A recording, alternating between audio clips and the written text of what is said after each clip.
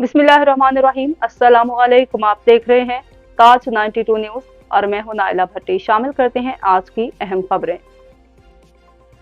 Administrator जिला council Karachi नूर हसन जोखियो ने कहा है कि हम वो ही काम कर रहे हैं जिसकी उम्मीदें आवाम को हमसे हैं।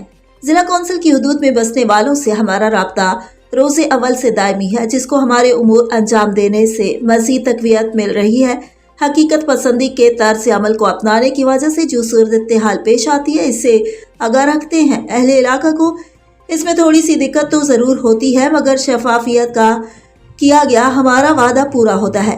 वो इन ख्यालात का इजहार जिला कौंसिल कराची के मरकजी ऑफिस में आला अफसरान से सिलाई उमूर पर गुफ्तगू करते हुए कर रहे थे। इस मौका पर chief officer Ayaz Hamidullah Baloch, director admin Sharif Sheikh, अफसर आला मालियात Iftikhar Hussain Dayo, district engineer Mumtaz Ali Sardari, XEN Syed Mazhar Shah, director purchase Mushtaba Khan, director sanitation Mushtaq Mitto, PS Fida Jokhio, आदम जोखियो व दीगर भी मौजूद थे।